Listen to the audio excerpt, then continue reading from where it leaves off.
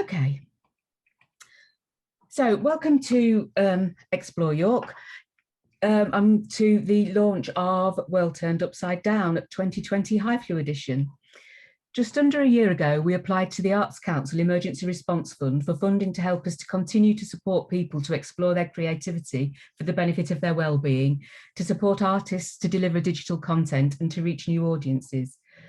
We wanted to use some of the funding to enable people to explore their reactions to the pandemic and lockdown in a creative way.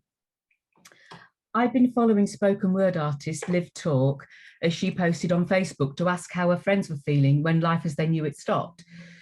She wanted them to tell her in haiku form or by posting a photograph what they'd noticed. She brought the words, pictures and some music together in a weekly film, and Project Haiflu came into being. Liv made 12 weekly films, one overall 45-minute project film and an extra film based on contributions from public libraries. Since then, Project Haiflu has evolved into Big Haiflu Art and Haiflu 3, which you can discover more about on her website. And we're hoping that she will bring her Haiflu 3 show to York Explore in the autumn. Meanwhile, in York, community artist Stephen Lee Hodgkins was making his own lockdown discoveries and creating drawings and printed work. Stephen was experimenting with an old Adana 8x5 tabletop letterpress printing machine. And while he was searching for old instruction manuals, he came across the York printer, James Kendrew of 23 Colliergate, who during the 1800s had produced a series of chapbooks, one of which was World Turned Upside Down, or No News and Strange News. Stephen and I met up to see whether there was a way of bringing the two forms together, and we came up with World Turned Upside Down 2020 Haiflu edition. We launched the project on the 1st of October 2020, which was National Poetry Day, and our aim was to create a chapbook based on the 200-year-old chapbook held in our archive, which would document York's responses to the coronavirus pandemic in haiku and doodles to create a lasting record of how we felt during a year of change, lockdown and restrictions. We held a series of haiku workshops led by Janet Dean and Penny Boxall, and doodle workshops led by Stephen. And after 3 months of online workshops and loads of wonderful submissions, we got enough material for our chapbook. We met together to select the submissions and decide the order of the work, and then Stephen went away and wove some magic, resulting in this beautiful piece of artwork, which hopefully some of you will have. Tonight's event is a celebration of what we've achieved, and we'll be hearing from Stephen, Penny and Janet, and some of the contributors will be reading their haiku. But first, I've asked our Access and Engagement Archivist, Julianne Vickers, to tell us a little more about chapbooks. Hi, Julianne. Thank you, Wendy. And I'm just going to kick you off, Wendy. Thank you. And share my screen. So thank you, everyone, for inviting me to speak tonight. My role this evening is really, I'm looking forward to hearing you read your bits of the book, actually. But my role initially is just to give you a really whistle-stop tour of the chapbook tradition. And in particular, I'd like to situate the chapbook that inspired this project within that tradition, just to get an idea of how it sits within the overall genre. So chapbooks have a long and varied tradition, in fact, and they were printed generally between the 16th and the early 19th century. Really by the Victorian period, by about the 1830s, the tradition starts to die out rapidly. The word, you probably know this already, but I'll go through it anyway. The word chapbook, really, there's some debate about it, but they think it comes from chapman, which was an itinerant peddler that sold household wares along with these books to rural communities. And chapman is derived from the Anglo-Saxon for a tradesman. Some people think that chap refers to cheap in reference to the materials that it's made of, but the consensus generally seems to be that it comes from chapman. One of the key characteristics of the books, though, is that they were cheap. They were usually a penny or less. And importantly, they were small. They could be carried around in pockets. and they could be passed on, and they could be passed between communities as well. So I think the interesting thing about the chapbooks is that people have sort of got a rough idea of numbers printed, but we think the circulation was actually much higher because people would buy a book and pass it on within the community.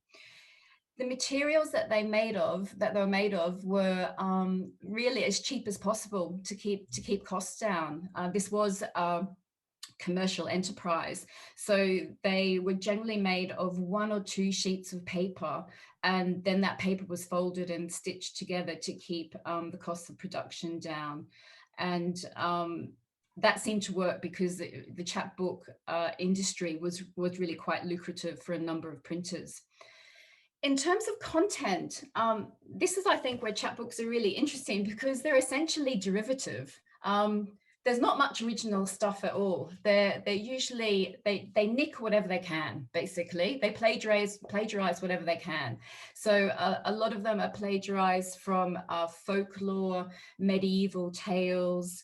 Often they're abridged and reworked. You also find that when they're trying to fill one chapbook, if they've got 32 pages and the content only fills 24, they'll just add another random tale in at the end to sort of make up the 32 pages. So it could be a bit sort of slapdash. They often cover themes of jest, odd characters, fairy stories. Riddles were popular. Crime and criminals was popular then as it is today. And as such, they're essentially designed to entertain. A lot of the content, I think, comes as a surprise to modern readers because some of it can feel a bit, I would even say, immoral, surreal, and very irreverent. And I think that for our sensibilities, that can be a bit of a surprise. There's the level of violence in them is actually quite shocking, and there's clear racism in them as well. But in terms of this content, I think you really have to think about the world in which they were created. We're talking about society that was very structured, little social mobility, morality was very prescriptive. And when I was thinking about this presentation, it really struck me how this chapbook tradition ties in with things like Carnivale, the Lord of Misrule, the Feast of Fools, where characters and roles are inverted, and the world is turned upside down, as evidenced in the title of our book. And I think it really links into that tradition as a sort of an outlet for all of that restriction. The chapbooks often contained a lot of drawings. I mean, as I said, they were there to entertain, and the illustrations were part of this. We see them as, very, very quaint and lovely. They're actually quite crude in terms of the woodcut tradition, and they were reused and rehashed. So one printer would have a set of wood blocks, and he'd use them and all, just mix and match. I'll use the bear in this book and the goat in that one. And again, they plagiarized and they nicked whatever they could. So a lot of the woodcuts were of Thomas Bewick were used. Thomas Bewick's History of British Birds and Quadrupeds, because animals were really easy to use again and again with different kinds of content. And actually, I think I've got, you can see here, there's in this next slide, it's got that ridiculously long title. If you go look right down at the bottom, it says "Adorned with Cuts" by Bewick, and they could do that because there was no copyright in those days. But the woodcuts did get worn down because they were used so much. So some of them become a bit unclear, through the passage of time. In terms of readership, it's quite an interesting question, and it's one that's difficult to answer just because of lack of evidence. They know that although they were cheap and probably geared towards the working classes, just because they were cheap doesn't mean that other people didn't read them. And there is evidence that they were popular throughout the social classes in the UK. or in England, I should say, back then. They were of interest to everyone because they were entertaining, and a form of you know, passing the time, really, particularly with things like the riddles. So they're extremely popular. They were definitely for adults and children, and the children's trade was very lucrative, and that probably lasted a bit longer than the trade for adults. And now I'd just like to talk a little bit about The World Turned Upside Down, the chapbook that was the source of inspiration for this project. So it was printed by Kendra of Colliergate. Wendy's already told us about that. But this one was clearly intended for children, and Kendra actually had a very, very lucrative trade in children's chapbooks. One of the keys to knowing who this chapbook was aimed at is the size. It's only, I measured it, I think it's about 3.5 inches high. It's teensy tiny in real life, very, very small. And that's a key to who would be reading it. Kendra really had most of the chapbook trade for children in York right up to the 1830s, and he died in 1841, and he was printing between about 1801 and 1841. He left, I think it was over £700 in his will. So he was a successful printer, and part of that came from these chapbooks. Interestingly, I did a bit of research on Kendra, and some academic, I've actually forgotten his name, unfortunately, has actually looked at his woodblocks, and they think he had a stock of about 500 woodblocks that he just rehashed for various publications. So really, this item comes at the end of the chapbook tradition. It really starts to die out by the 1830s, once you get increasing levels of literacy, increasing levels of prosperity, and also Victorian morality, I think, really came in as well. So particularly for the adults, that sort of bawdy, irreverent chapbook disappeared completely as you move into the Victorian period. What I'd really like to point out now is how this project has produced a chapbook that actually turns that tradition completely on its head, which I think is an interesting point to come out of the whole project as well, because what you and Stephen have produced is a beautifully turned out book that's been carefully and beautifully illustrated. It's a small run rather than a large run, which is what you get with a normal chapbook, and it's distributed to a small audience, and it's got original content. So you've actually turned the world upside down again through this project. But that's all I've got to say, and I'm looking forward to hearing more about the project and the content within the new High Flu edition.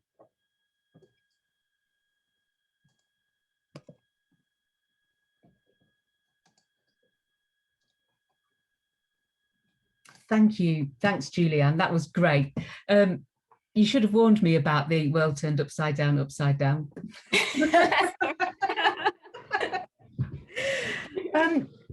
Thanks for that. You made a much better job of it than I did on the radio this afternoon. That's probably because I'm a librarian, not an archivist. So thank you for that. You did fine. What I'd like to do now is just introduce you to the two poets who led the workshops that helped people to form their own haiku. And with us today, we have got Janet Dean and Penny Boxall. I'm going to just show you their pages of the chapbook on the screen. And I think you were just going to give us a little bit of an insight into why short form poetry is kind of good for this kind of project. We haven't rehearsed this. So that's all right. Yeah. And in what order? It'll be news to us as well. Yeah. well, I'll kick off since I'm talking now. We did a joint workshop and then 2 workshops each to help people to think about writing these haiku style poems. And I suppose the joint workshop that we did, we really tried to focus on the opportunity that short form poetry gives to find really condensed images. I think that was one of our main focuses, was how we can help people to really distill ideas into quite graphic images in words, because we were aware that this was going to be both a words and pictures volume. And so we shared some short poems that we'd found and talked about together. And we also shared some haiku with people. And I think what all of the poems that we shared and the haiku had in common were, most of them were about the world around us. And because this chapbook was trying to reflect the world that we were in, particularly last year, as everything turned upside down, then looking at the world around us seemed to be quite an important thing. And then focusing down onto the detail, finding the things that had changed and looking at them anew, really, looking at things in a fresh way was, I suppose, our objective, trying to help people to think about that. I don't know if Penny wants to talk about a little bit about the techniques that we used, some of the exercises that we used. Yeah, one of the things we did was look at a journey of some sort, an imaginary journey, a remembered journey. It could be a journey across the room, or it could be a journey across country, and sort of zooming in on elements of that, so that it sort of felt like recreating the experience in some way. And then we also did an exercise of zooming out, where we sort of imagined that journey from further away as well. So yeah, the idea was to kind of get different perspectives on things. And I think the thing that's really nice in this context as well is the sort of paired haiku, where we have essentially a volta in the middle, which Stephen has filled with these absolutely beautiful images and very witty images as well. So we kind of have the double effect of the sort of stanza break and the image, and sort of in combination, I think it really does, you sort of feel that turn, don't you? You feel the kind of transformation happening in each of the poems. So yeah, we were thinking about transformation of various sorts, obviously the past year, but also the techniques that you can use to affect that in poetry. So line breaks, stanza breaks, and also juxtaposing unusual images beside each other. Yep. Yeah, and I have to say as well, the actual chapbook itself is such a beautiful thing. It feels like a sort of, I don't know, beautiful object of, well, of art. It's just gorgeous, and the sort of you know, hand stitched spine and everything, it sort of adds an extra element, which I was a real lovely surprise when I first found the real thing. So yeah, it was great.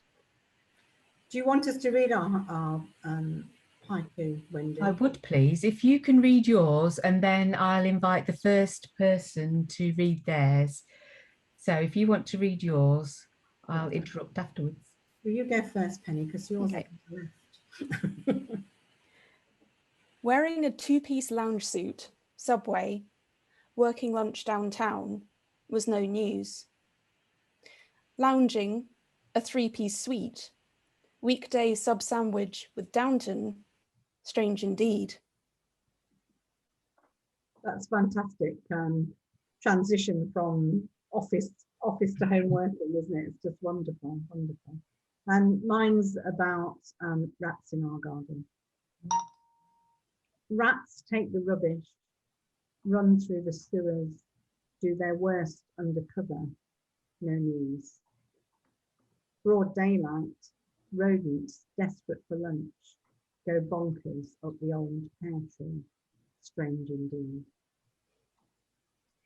I love as well that we've both focused in on lunch. I think lunch was quite quite a thing over the past year.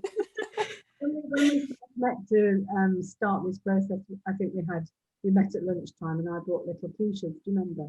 Yeah, that was a red letter day. Yeah. So thank you very much. Thank you so much for that. I daren't ask Janet how your rats are. Well, they're no longer here because the pubs and the restaurants and the bingo's open again. The Burtonstone pub and the bingo, and once they'd all closed down, there was no food for the rats, so they came into our garden looking for rats. Good. Thank you both of you. I mean, I went to your workshops and I wrote poetry, and that's just, anybody that knows me will know that's highly unlikely. So thank you. You wrote an amazing poem. I've still got it here on a sticky note. Okay. The project was primarily about recording our reactions to a very strange situation. And we thought that the best way to share with you would be to have a whistle-stop tour of the chapbook. Quite a lot of the contributors will read their work tonight and let us know a little bit about what inspired them. So the way we're going to work this next section is I will tell you the name of the speaker and show you the page on the screen. So speakers, when I say your name, will you unmute yourselves? And then for my colleague who's doing techie stuff in the background, when somebody unmutes themselves, they will go to the top of the participant list. So the first person I would like to invite is Helen Shea. Oh, hi. Yes, I worked at University of York for 13 years and I only left recently. And because of this, and because I'm a Yorkshire lass, you know, York's always in my heart. My overriding memory, of course, is the Minster. And because I was working on a campus full of them, the geese. So they inspired this poem. The Minster spies me, just a lonely masked shopper, tired of spaced out queues, no news. Above it, geese fly, wild wings wave to remind us, hearts always stay free. Strange indeed. Thank you very much, Helen. And we'll move on to the next one, which is John Gillam. Hello. And Hello. first, thanks to everybody who's been involved with organising this. It's a lovely little project. When you come into York from the south by train, you know it's time to start getting your stuff together to get off when you see Tesco's. From the north, you cross the Ouse, and then you go past the waterworks. And then when you can see Holgate Windmill up on the hill, you know you're nearly home. So my haiku referred back to the first lockdown. Do you remember when all of us long-time bread makers suddenly found there was no flour in the shops?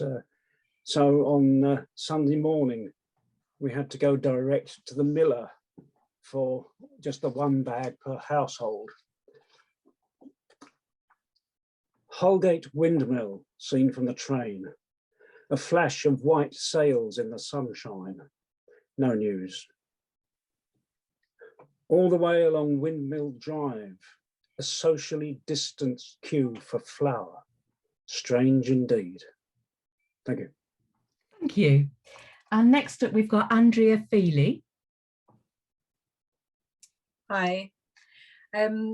So I can't remember the point at which it was, but I don't know if you remember in lockdown 1, people were quite enthusiastic and getting on Zoom and thinking it was quite nice, and quizzes. And then there was a point where the pubs did open, and then the government quite quickly realised maybe that wasn't great, but it was the point, and I think it was the day or the weekend when the pubs shut at 10 a.m. And again, I don't know if you remember, people outside of York were sending me on the tweet that I had already seen about a huge throng of people singing on the street when they'd all come out of the pub at 10. So this is just inspired by that, like that actually it was a very happy crowd, but it was not a nice sight because we shouldn't have really been crowding. I wasn't in the crowd, I should hasten to add when I say we, but that's what this is about. So a seed of despair is planted. When will this end? Our social life is online.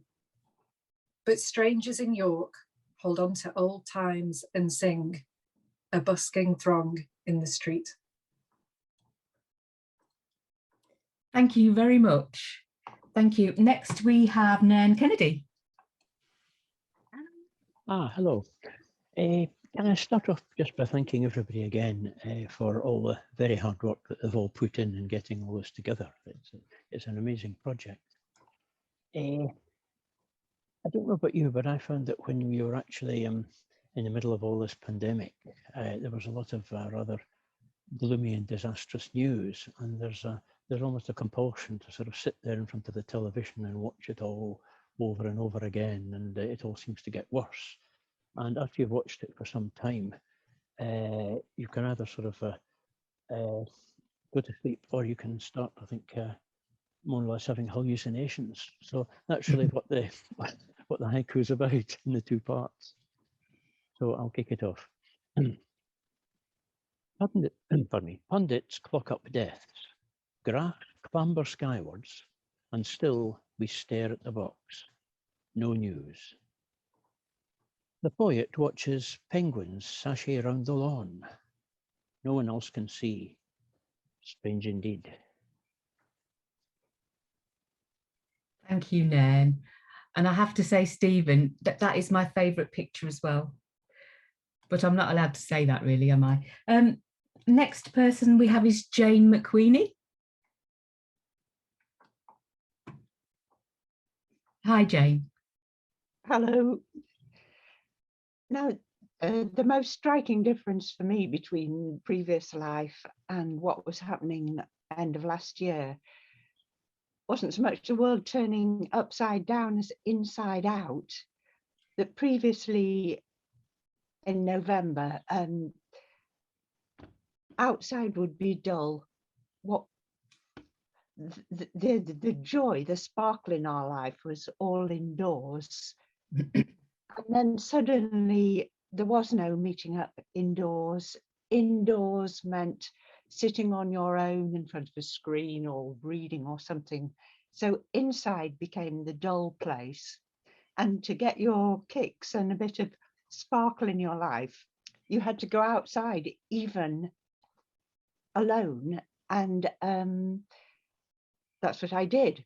So my little drawing's supposed to show the sparkle from the mirror ball in a normal November evening, and the sparkle of the rain under the lamplight in a last November in a solitary bike ride, but that was still thrilling. So November before, all streets and all day drizzle, our dance floor sparkles, no news. November beyond, I'm singing wet black wildness and rushing street lamps. Strange indeed. Lovely, thank you, Jane. Have we got Joe Lindley?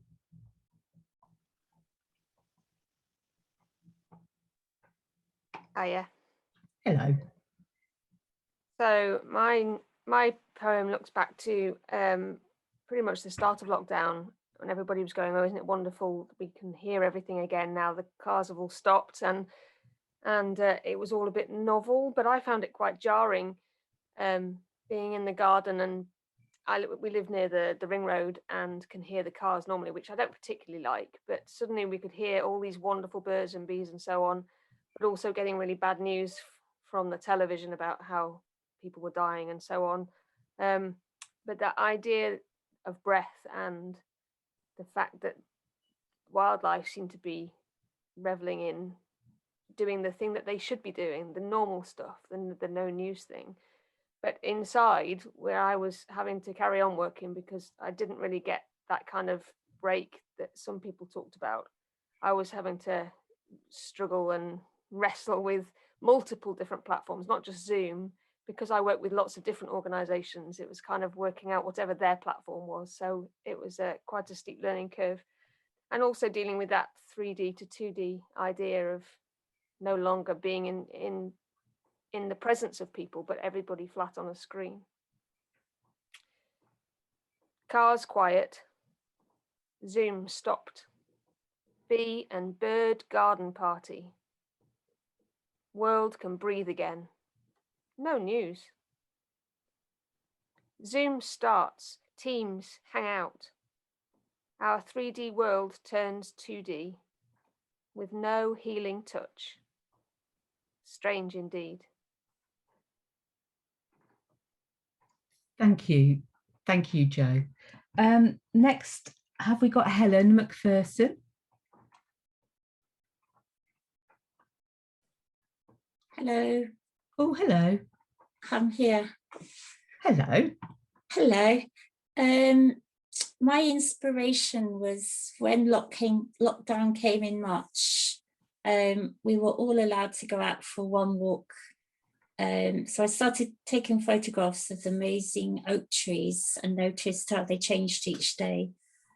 And there were similarities between lockdown due to the pandemic and how the tree roots are locked down in the ground. And if the trees had any way of knowing why there were so many more people going on walks. I also noticed that the internet was becoming more important to everybody and people's lives were online more, which seems to be the new norm now. I also noticed that plants around the village, somebody had sort of identified them with chalk. So sort of nature was becoming more and more important in everybody's life. So my poem is about the amazing oak trees, and it goes, mighty oaks, what do you sense? Seasons, landscapes, beginning, crossing paths, network of roots, locked down, no news. Mighty oaks, what does the wood wide web pass on? There's a virus going around, strange indeed. Great, thank you very much. Thanks, Helen. Now we have Ainsley Waller, who we've all come to know as Pi during the workshops. Are you there, Ainsley? Yes. Yes. Did you hear me? I can hear you. Oh, fine. Okay. Mine is based on, well, the first one, the supermoon from Tuesday, the 7th of April, 2020, observed on a nighttime walk. I was just back from New Zealand after 60 hours of non-stop travelling, which took just over one full day in terms of calendar dates, all quite puzzling and disorientating, going from one lockdown in New Zealand to another in the UK. And realising that with all the zigzagging across continents and the equator, I could easily pick up any infection going, but hopefully none at all. This is it. Large red grapefruit moon, back from southern hemisphere, right way up again, no news. International, crossing the equator twice. I am not immune. Strange indeed. Great, thank you, Ainsley. And I probably ought to say at this point that you also helped on the project by stitching some of the bindings together on the books. Wow, just a few, not as many as Stephen. He did. Well, thank you for that. And everybody that I've shown the booklet to, the chapbook, has said how fantastic they think they are. And really jealous that they don't have one. Thanks for that, Ainsley. Next up, we've got Becky Spence. Hello, can you hear me? We can. Brilliant. Hi, Becky. Hiya. So on mine, we just went for lots of walks in the local park, and usually it's quite a hub of the community. So they'll do lots of events and scarecrow festivals and volunteer gardeners and things. So it went from being busy and exciting to really people being a bit shady in it. So that's what mine were about. So no news. Lanterns after dusk. We parade through the gardens. Celebrate today. The kiosk is closed. Friends huddle in the wind. 2 umbrellas talking. Strange indeed. Lovely. Thank you very much. Who have we got next? Moira. Hello, thank you. I live in Leeds, but I do have a strong connection to York. I have family who come from there, and I did go to university there a long time ago. So I know the map of York pretty well. But originally, my first high flu was inspired by a socially distanced walk down at Kirkstall Abbey in Leeds, although I was thinking also at the same time about Museum Gardens and St Mary's Abbey in York. But the walk at Kirkstall was at night with a lot of arc lights around, a lot of building work going on the river. So it was very strange. Starry spaced talking, mouthed in quiet abbey grounds, weird watery verse. No news. Squirrels and pigeons dust around packed tourist seats. The ooze runs on by. Thank you, Moira. Have we got Richard Romaniak now? You have. Hello. You get an award for being the one person that submitted your entry on Twitter, apart from the City of York Council. I try my best. I absolutely love the paper that Stephen's made. It's absolutely fantastic, and the fonts he's used, hand printed, is just absolutely stunning. What we did last spring when it first started lockdown, the weather was not very similar to today's. It was absolutely stunning every day, and we used to go out for a walk every evening after tea, all 4 of us doing about the same walk every day between Scarborough Bridge and Water End Bridge. We used to walk around the loop, see the same cat on top of the fence, and that was almost our highlight of our day. And it was such a small world, we felt, just doing that every day. It kept us sort of sane, kept us sort of out and doing our daily exercise. And we saw very small changes over a fairly long period of time. And in my sort of little poem, I sort of mentioned sort of summer rubbish, because what we used to walk down was a big grass area where you called it the York Festival, where lots of young people used to meet, and they're very good at arriving and congregating in groups of 6 or less, obviously. And they're very good at bringing their consumables, but not very good at taking their rubbish back home with them. So it's quite a sight at times. But it was a beautiful sort of period of time, and we made the most of it in the early days of lockdown. So I go, walking by the yews, spring sun and summer rubbish, autumn red, what next?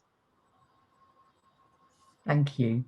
There is another poem at the bottom by somebody who didn't want to read it out. And I find this a really interesting one, and I'll read that.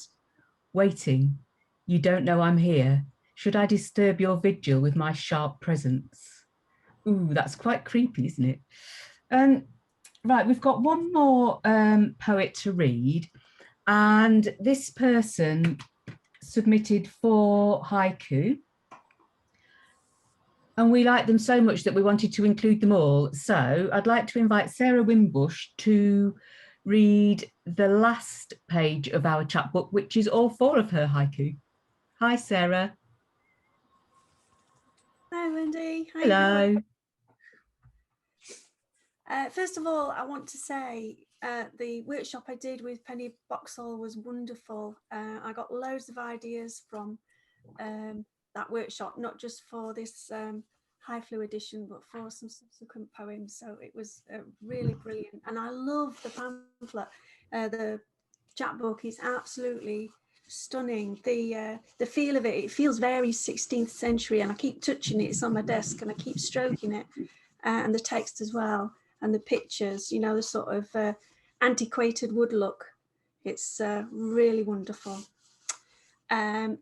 Just one thing to note, the first two poems are really sort of more about the restrictions. We live near Leeds Bradford Airport, well, not near it, but you know, we get a lot of traffic coming over, so that's very noticeably been absent.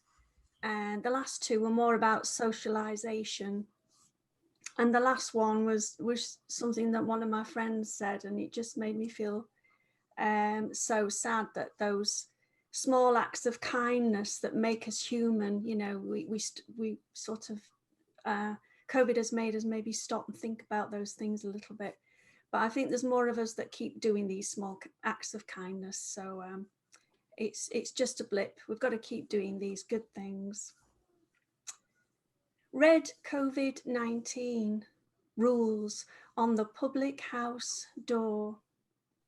Uncork a bottle. The air is empty and the diary. Isolate the Hoover. Read on. Rain stops. Paul ahead. Karen has a temperature. The dog leads tangle. She takes soup. The homeless man is grateful. She prays he won't follow her. Thank you. Thank you so much for that, Sarah. I'm going to stop sharing my screen now. Dave, do you want to make it a gallery view for people? Oh, there we all are. Hello, everybody. Thanks, everybody. It's been really, really great to see most of you again. I didn't really intend to come on all of the workshops, but I did. And it's just been an absolute pleasure to work with everybody from start to finish. The contributions, I've found them funny and moving and perceptive, and I'm just really pleased that we've brought them all together. And I've just really loved being part of the whole project, and especially working together with people and with Stephen, which is where we come to the last part of our evening. We're going to round off the evening with a behind the scenes look at how the printing was done. It's going to be a live demonstration, so be prepared for anything to happen. I'd like to welcome Stephen Lee Hodgkins, who was a creative force behind the look, feel and design of the chapbook, as well as being a part of the inspiration. I can see him there already, so I think we need to spotlight him. So hi, Stephen. Hello, everyone. Thanks so much. Thanks, Wendy. And I mean, you know, what I was going to say, I think, you know, it's just so wonderful to kind of be part, you know, make something together with people, and you're all a great bunch, and it's been really wonderful. I'm just going to tell you a couple of things, and then I'm going to show you how I did it, and I'm going to try and make something now as well. I've been working with the library for a little while and doing sort of art activities, and I was doing a print-based activity at Clifton Library, and I met a man called Ron, and Ron actually gave me this print machine. He was a printer, I think, at one of the chocolate at Rowntree's, but he also kind of printed at home, and he was also a cycling activist. And I know this because of what he gave me, and there was some old sort of cycling sort of material that he'd done, and he campaigned for like cycle safety. And I actually had lost track of him over lockdown, and just last week managed to get hold of him, and he'd actually moved in lockdown. He'd not been very well. He's quite old, and he'd moved into a care home. So I sent him a copy as well. So he's got a copy. He's not using Zoom, but so kind of I wanted to make that point that it's part of the like explore family, if I want to call it that. So what I'm going to do now is I'm going to turn you around and I'm going to show you this. So we're going to go down here. So what Ron, can you see all that? What Ron gave me was a load of type and a printing machine, which I've got here. And the way I assemble, but I didn't have enough, there's not enough type really to print everything in one go. So the part of the reason why it's kind of hickledy-pickledy was a sort of logistic thing to be able to have enough type to go around. But actually, I really like that offset kind of made up way of doing things.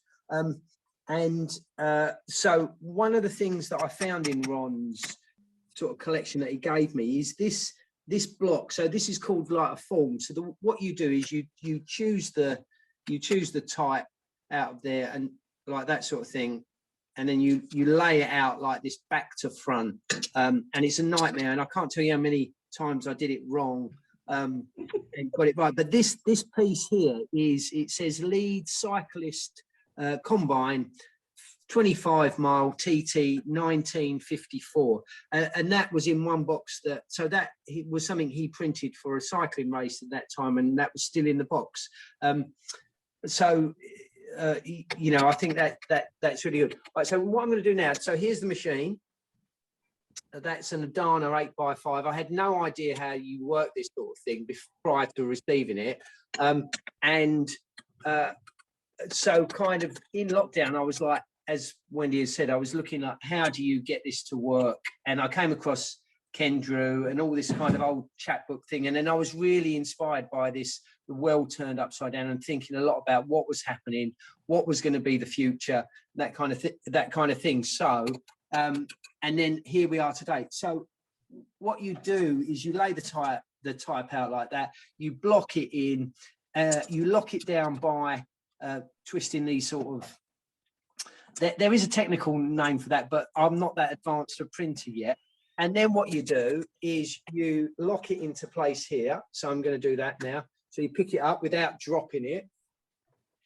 It goes into this piece here like this. And then I've already inked this up because that takes a bit of time.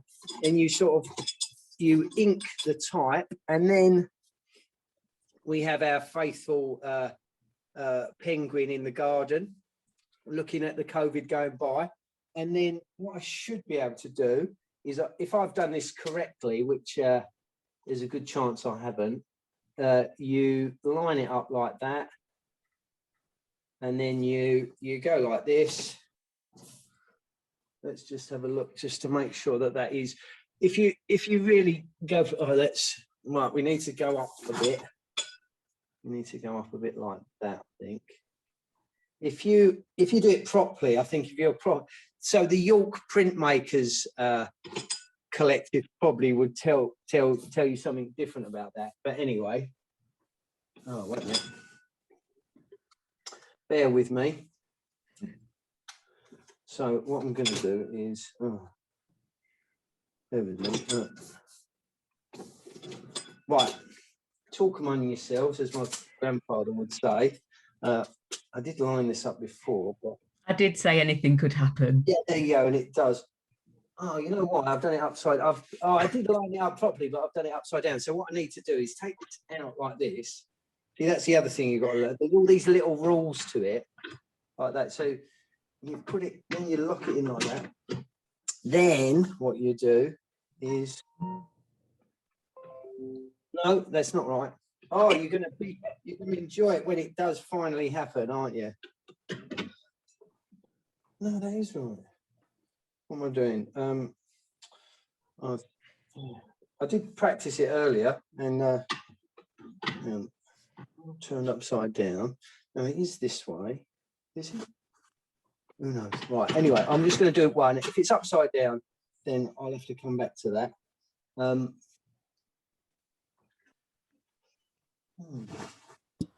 yeah. Here we go. Right. Here we go. Here we go. Here we go. Yeah. Fingers crossed. Fingers crossed. Here we go. Try not to break my fingers in the process as well. And let's hope for the best. this one has not happened, as you can see. But look, there you go. Look, that kind of thing. There you go. So I've got some more to do here. So it should have looked, this was a practice one I did earlier. So it should have looked like that. So that's how it works. And so let me just go back this way. So I'd just like to say, like, really big thank you to everyone for being involved, and big thanks to Wendy for kind of coordinating it so well. And it's been a pleasure. And I hope that everyone has done okay with the lockdown, and here's to a really bright and community future. Brilliant. Thank you, Stephen. Thank you so much. It wouldn't be a session with you unless we had some little bit of a comedy moment there, would it? We've got a few. Just Wendy, can I say something? You can if you like. It's for Stephen. A lot of the printers in York said that a printing devil haunted their workshops at night and inverted all the print. And I don't know if you know that there's a red devil in Stonegate, right near where you go into Barley Hall, and that's basically the printing devil. They blamed all the problems with printing on the printing devil. So you need to get one of those outside of your house. Stephen, you're muted. Yeah, I think there's a few of those devils here. I might actually be one myself. Yeah. We've had a few, thanks for that, thanks Julianne. We've had a few comments in the chat and a couple of questions, so I'll have a little look at those. We have had, thank you haiku writers, both the stories that inspired them and the haiku themselves are so moving, really captured time stopping still, all the emotions of the past year and the world turning upside down indeed. And then Fee said, Sarah, I agree so much, really moving and what a brilliant project. Thank you all. Thank you to Stephen for workshopping your amazing doodles. Becky said, yes, a beautiful chapbook capturing unique moments in what were very odd times, a very cool piece of history. The pages are so tactile and it looks wonderful too. Love watching how this machine works, Stephen. You need to get that, but do a bit more practicing. I can't believe that you did all of those on that machine. I know, it took a long time. Oh, can I just say something else? It took a long time. Can I just say something else? So the other thing, there was a kind of a bit, I wanted to share with Helen actually a bit of a strange experience that I had, was that I was, because of sort of fitting it in with childcare and other working stuff, I had it laid out in this room for, you know, it probably took about 4 weeks to print in total, like a few hours every day going at it. And I was listening to the World Service and I'd never heard the term Wood Wide Web before. And as I was setting that bit of type in Helen's poem, there was a program came on about Wood Wide Web. And now I know about Wood Wide Web, which is a kind of I think like a eco idea about how forests are connected and all that kind of stuff. So there you go. Thank you. What else have we got in? Stephen, how did you transfer the pictures? So the original plan was to kind of do that in a, to kind of make some kind of lino cut like this. So part of the practice was that I made another chapbook, which is this. Which is much more sarcastic, I think, than the one we've got here. And what did Julianne say? Irreverent. That one. So I made these lino cuts for that, but I didn't really have the time to do that for this. So what I did is the images that people sent, I scanned those and printed them through a laser printer and lined that up with the text. So a bit of a cheat there. You couldn't possibly have engraved 28 little Well, blocks. you need, yeah, that's right, that's right. Well, you could, if you put your mind to it. Lots more saying excellent demo. I think there was something about some people have asked if there's any for sale. Well, we did a limited edition of 50.